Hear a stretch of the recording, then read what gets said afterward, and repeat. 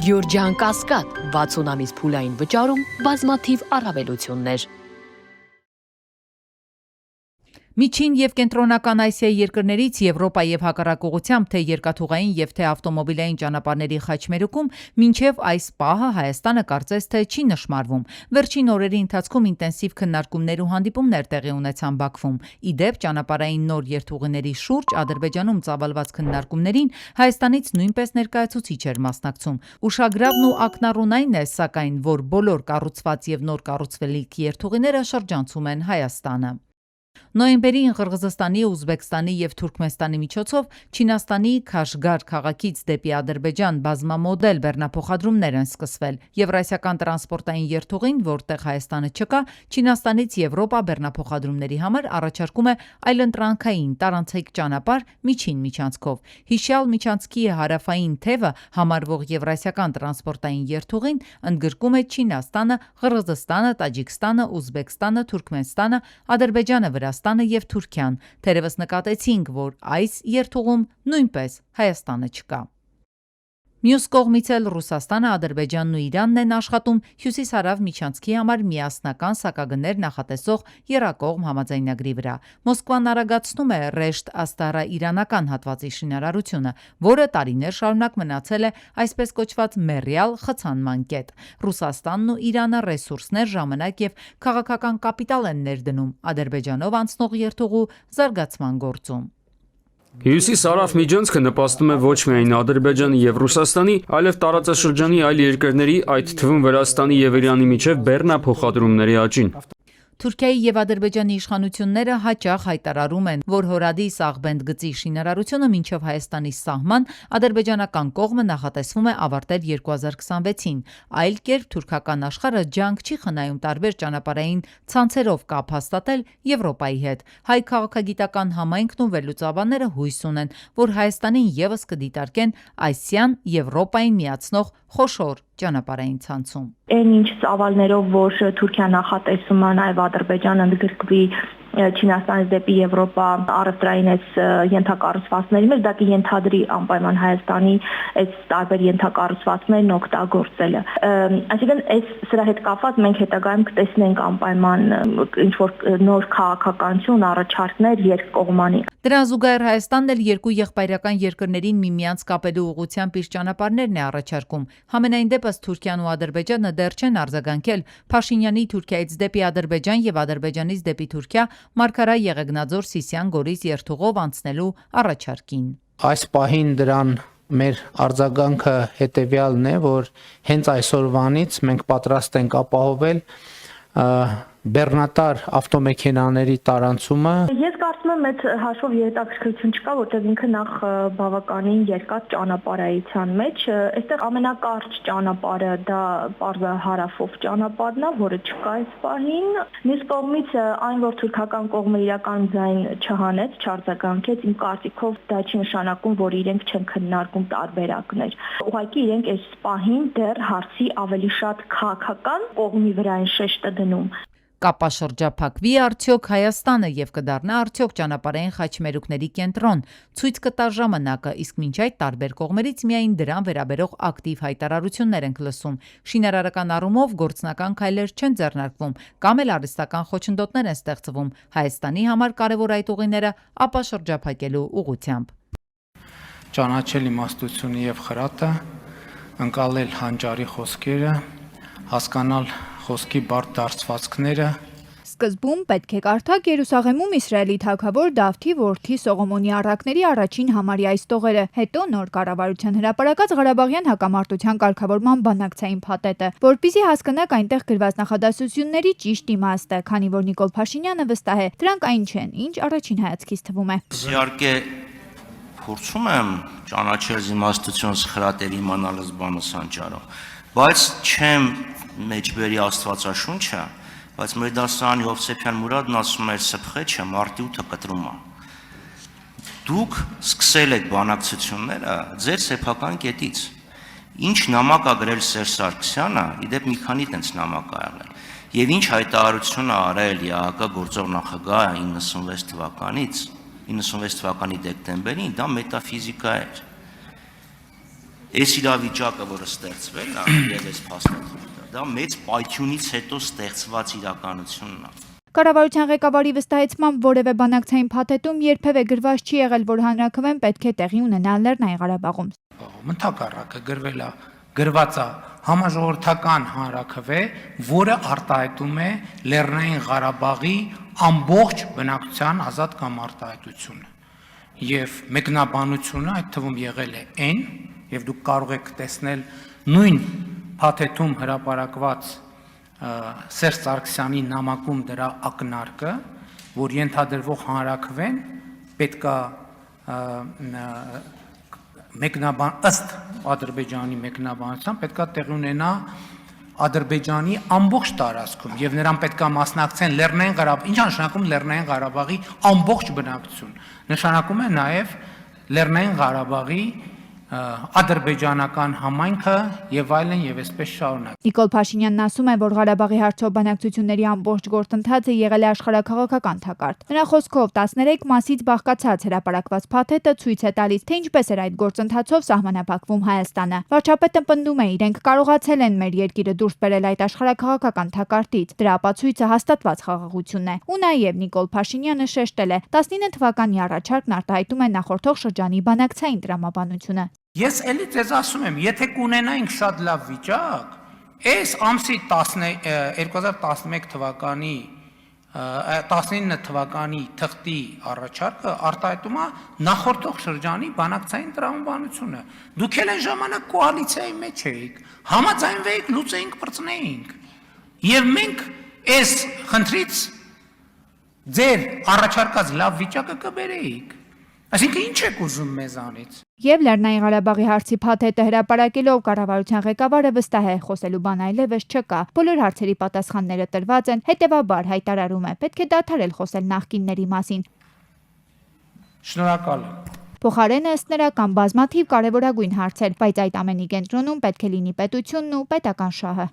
Կառավարության նիստում որոշվել է Հայաստան ցեմենտի ներմուծման ժամանակավոր 6 ամսով սահմանափակում կիրառել։ Հանրապետությունում ցեմենտ արտադրող ձեռնարկությունների արտադրական հզորությունները կազմում են մոտ 2.5 միլիոն տոննա եւ գերազանցում են ցեմենտի ներքին շուկայի պահանջարկը։ Ըստ վիճակագրական կոմիտեի տվյալների աճել են երրորդ երկրներից ներմուծվող ցեմենտի ծավալները։ Նշված պարագայում նկատելիորեն նվազել է տեղական ցեմենտի մրցունակությունը, վատթարացնելով տեղական ցեմենտ արտադրողների ֆինանսական վիճակը։ Դեկտեմբերի 8-ին կամ 9-ին պարզ կլինի Հայաստանի ավիավոլորտը դուրս կգա արդյոք Եվրամիության սև ցուցակից, թե ոչ։ Ի պատասխան քաղաքացիական պայմանագիր խմբակցության падգամավոր Սիսակ Գաբրիելյանի հարցին այս մասին ազգային ժողովում ասել է տարածքային կառավարման ենթակառուցվածքների նախարարի տեղակալ Արմեն Սիմոնյանը։ Падգամավորը նշել է, որ օրեր առաջ Եվրամիությունից հայտարարություն եղավ, որ Հայաստանի ավիավոլորտի սև ցուցակում հայտնվելը քաղաքական որոշում չէ, այլ բացառապես տեխնիկական։ Հիշեցնենք, որ ավելի վաղ հայտնել էին, որ Հայաստանի քաղաքավիացիայի կոմիտեն հայտնել էր Եվրամիության ավիացիոն սև ցուցակից դուրս գալուն ուղղված բոլոր հիմնական աշխատանքները ավարտված են։ Էլեկտրաէներգիայի սակագինը նվազեցնելու պահանջով հանրագիր Տաշիր կապիտալի դիմումը Հայաստանի էլեկտրական ցանցերում 3.6 միլիարդ դրամ լրացուցիչ օգուտի հաշվին բնակչության համար էներգիայի արժեքը նվազեցնելու վերաբերյալ։ Դեռ ամիսներ առաջ մերժեց հանրային ծառայությունները կարգավորող հանձնաժողովը պատճառաբանելով, թե հաջորդ կիսամյակի ընթացքում գուցե այդ միջոցները նվազեն։ Սակայն տեղի ունեցավ ճիշտ հակառակը, գումարի չափն անցնող ամիսների ընթացքում ավելացավ, գերազանցելով 6 միլիարդի շեմը եւ ընկերությունը երկրորդ անգամ դիմեց ոլորտը կարգավորող մարմնին, մինչև այս պահը արձագանք չստանալով։ Եվ մեր ձևով շարժումը հիմա պահանջը դարձնում է հանրային, նախաձեռնելով համապետական ստորագրահավաք։ Փաստը արձանագրված է, որ մինչև Սամվել Կարապետյանի ապօրինի ազատազրկումը եղել է մեր երկրում հստակ գործընթացներ, հա, հեծը բնականon աշխատանք է ունեցել ու հենց այդ ավելացված գումարի արդյունքում իրենք նախապես դիմում էին ներկայացվել։ Հիմա հակառակ իրավիճակն է առկա ավելի շատ։ Հստակ մարդիկ, սեփականատերերը առաջարկ են անում այդ գումարը չվատնել եւ օգտագործել ի օգուտ բնակչության։ Այս տարվա սեպտեմբերի դրությամբ Հայաստանում աշխատողների թվականը կկազմել է 806,488 մարդ, այդ թվում 221,748-ը պետական եւ 584,740-ը ոչ պետական աշխատողներ են։ Նշենք, որ աշխատողների թվականակի 2024-ի համադրելի ցուցանիշի համեմատ արձանագրվել է 3.8% աճ։ Տվյալները հայտնում է վիճակագրական կոմիտեն։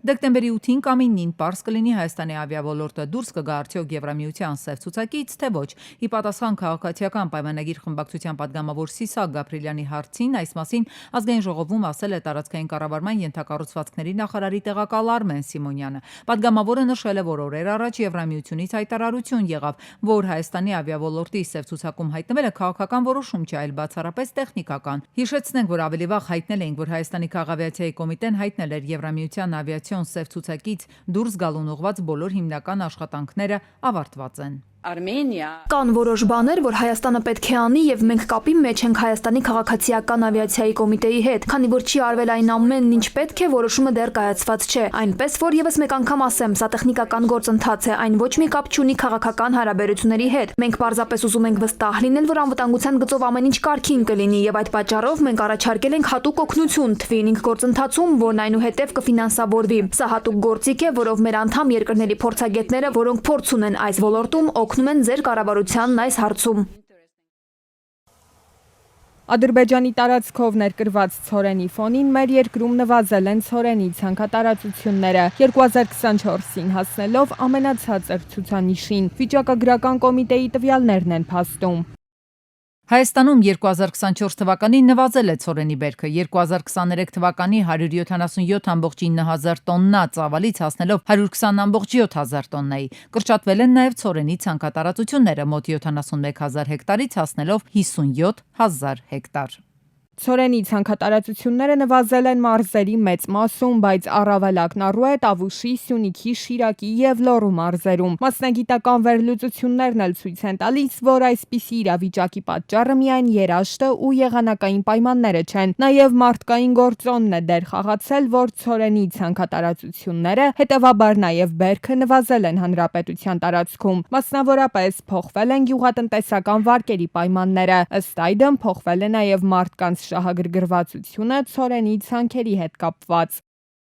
Մշակաբույսի ցանքատարածությունը 2017-ին 82.4 հազար հեկտարից հասել է 59.1 հազար հեկտար 2021 թվականին, կամ կրճատվել է գրեթե 1/3-ով։ Բերքատվությունը անկում է ապրել շուրջ 1/4-ով։ Վերջին 10 տարվա ընթացքում Հայաստան ցորենի ներմուծման ցուցանիշները տատանվել են, միջինում ներմուծվել է 385 հազար տոննա։ 2023-ին գրանցվել է ներմուծման ամենամեծ ցուցանիշը 464.900 տոննա։ Արտահանումը եւս կայուն չէ, տարբեր տարիների արտահանման թիվը կտրուկ աճել կամ նվազել է, թեև ծավալը մեծ չէ, միջինում 11.5 հազար տոննա։ 2023-ին 2022 թվականի 13 հազար տոննայի համեմատ արձանագրվել է նվազում 8600 տոննայով։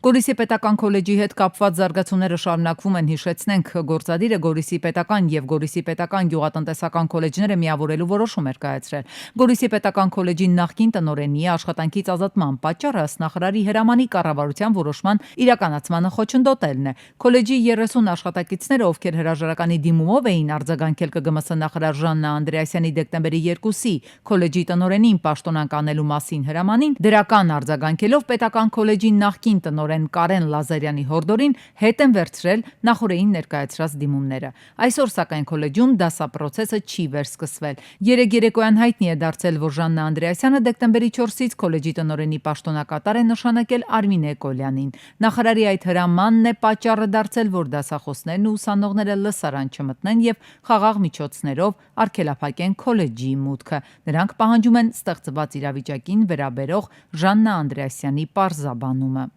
Փոխանակ պաշտոնակատարը գնա եւ ասի այ Ժորժ ջան, ես եկել եմ մենակ, եկեք նստեք խոսենք։ Ժորժ ջան, լավ է լինելու, ոչ մեկի ինչպես ինքն է հայտարարել, շպրտելու են մի քանի հոգի էս քոլեջից, մի քանի հոգի են քոլեջից։ Ես չեմ շպրտելու, մենք միասին աշխատելու ենք, ավելի ենք ուժեղանալու, ավելի ենք ուժեղացնելու։ Երևանում թեքահարթակների կառուցման աշխատանքները թեև ավարտված են, սակայն դժգոհություններ կան։ Քաղաքապետ Ավինյանն այդ համատեքստում դիտողություններ արել ծրագրի վերաբերյալ։ Ավինյանը հայտնել է, որ տեղ-տեղ թեքահարթակների տեսակները սխալ են ընտրվել, այն առումով, որ եղել են թեքահարթակներ, որոնք միայն մի ուղղությամբ բարձրացող հնարավորություն ունեն։ Այս առումով պետք է ուշադրությունը մեր սևեռած պահենք, խնդրի վրա եւ մեր քաղաքի ավելի ներառական եւ ավելի հասանելի դարձնելը հանրային վայրերի մեր առաջնահերթությունների շարքում շարունակում մնալ, այսինքն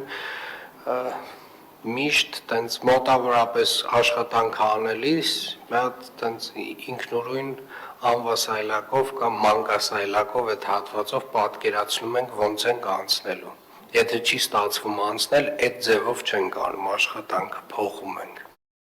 Նոյեմբերի 28-ին կրակոցներ են հնչել Մայրաքաղաքում, քաղաքացիական մեքենայով Միքայելյան վիրաբուժության ինստիտուտ է տեղափոխվել, հրազենային վնասվածքներով մի քաղաքացի Գագիկ Շամշյանի տեղեկություններով վիրավորը քրեական պատմություններով հայտնի մանումենցի Դավիթ Հիկման կանվամբ 42-ամյա Դավիթ Իսպիրյանն է, պարզվել է, որ նա հրազենային վնասվածքը ստացել է Թբիլիսյան փողոցի թիվ 41 հասցեի դիմաց տեղի ունեցած վիճաբանության ժամանակ։ Նախաձեռնվել է քրեական վարույթ, ոստիկանությունն ու քննչական բաժինը ձեռնարկում են անհրաժեշտ միջոցառումներ հանցագործություն կատարած անձի ինքնությունը ճշտելու նրան եւ հանցագործության գործիք հրազենը հայտնաբերելու համար։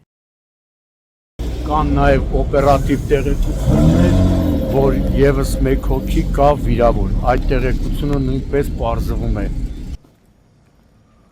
Իսկ նոյեմբերի 24-ի լույս 25-ի գիշերը Նոր-Նորքի Շոպրոնի փողոցի հասցեներից մեկում մի խումբ անձինք են վիճել։ Մասնակիցներից մեկը մեքենայով վրայերթի է ենթարկել կռվի մասնակիցներից 31-ամյա Բորիս Արզումանյանին։ Նա մահացել է։ Իսկ 30-ամյա Սերգեյ Աղաջանյանը վնասվածքներ է ստացել։ Քրեական ոստիկանները մեկ հոգու հայտնաբերել են։ Նա որպես կասկածյալ ձերբակալվել ու տեղափոխվել է ձերբակալվածների պահման վայր։ Կռվի մյուս մասնակիցների մեծ մասը, որոնց թիվը ըստ օպերատիվ տեղեկությունների հասնում է 15-ի, չեն հայտնաբերվել։ Քրեական եւ համայնքային ոստիկաններն ու քննիչները հայտնաբերել են մի քանի մեքենա։ Դրանք տեղափոխվել են ոստիկանության Նոր-Նորքի բաժնի պահպանվող հատուկ տարածք։ Ըստ տեղեկությունների հայտնաբերված մեքենաների թվում է նաև վրայերթ կատարած մեքենան։ Այլ մանրամասներ չեն հայտնում։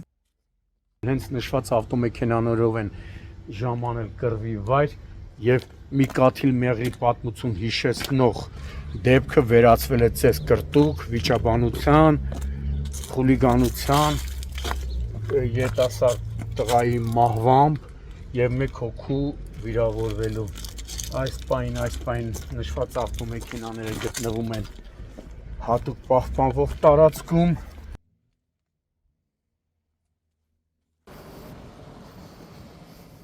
Դեկտեմբերի 3-ին աշտարակ Եղվարդ ճանապարհին բախվել են Opel-ը եւ Vaz 2107-ը։ Վերջինը դուրս է եկել երթևեկելի գոտուց կիսակողաշրջված հայտնվել դաշտում։ Երկու հոգի տեղափոխվել են հիվանդանոց։ Տեղում էին ոստիկանության բարեկային ծառայության Կոտայքի մարզի գումարտակի 2-րդ վաշտի 2-րդ դասակի պարեկները։ Դեպքի վայր է ժամանել նաեւ ոստիկանության նայերի բաժնի հերթապահ խումբը, բաժնի պետ Սուրիկ Ջանիկյանի գլխավորությամբ։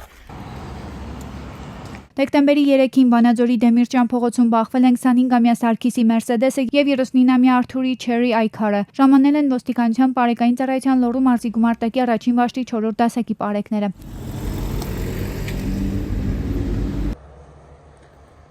Դեկտեմբերի 2-ին Երևան-Գյումրի Բավրա ճանապարհին 64-ամյա Սամվելը Opel Zafira-ով դուրս է եկել երթևեկելի գոտուց, բախվել երկաթե պատնեշին կողաշրջված հայտնվել ձորում։ Ուղևորներ 50-ամյա Անահիտը եւ 55-ամյա Հրաչը վնասվածքներով տեղափոխվել են Գյումրի բժշկական կենտրոն։ Օպերատիվորեն ժամանել են փրկարար ծառայության Անիի Հրշեջ փրկարարական ջոկատի փրկարարները, ոստիկանության բարեկային ծառայության Շիրակի մարզի գումարտակի 2-րդ վաշտի 3-րդ դասակի պարեկները։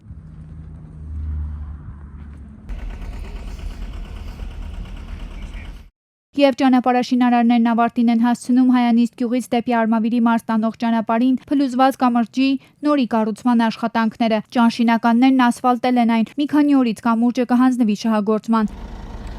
24 ժամ ռեժիմով ճանշինը աշխատեց, հիմա տեսնում եք ժողովուրդ ջան։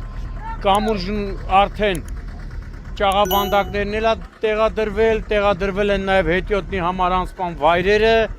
տեղադրվել են արդեն անհրաժեշտ բետոնե այս պաշտպանիչ պատնեշները